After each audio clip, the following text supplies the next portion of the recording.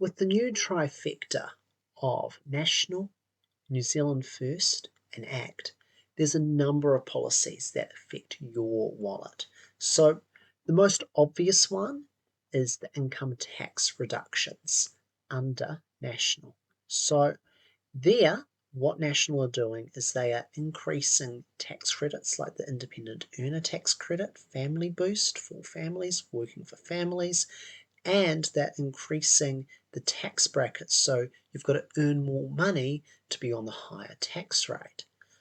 That's going to go and help increase the amount of money you've got. If you're a beneficiary, you're going to be going and getting less money over the long term, because what National's doing is they're tying the increases in the benefit to inflation. And that is increasing at a lower rate than wages, which it was tied to previously. Also, National is going to be restoring interest deductibility, which means that if you've got a mortgage and you're renting out that property, you are going to eventually be able to deduct your interest payments again. Now, if you're going to be buying electric vehicles, the rebate is going to be gone.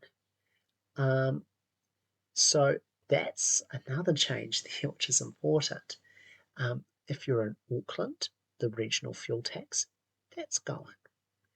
Now, if you are on the benefit as well, and you're at the moment benefiting from half-price public transport, that's going.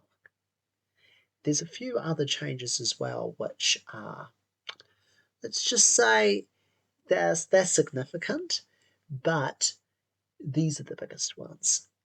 Most of all, though, National is leaving itself wiggle room in future in case it needs to pay for things and it needs to increase taxes and other things in future.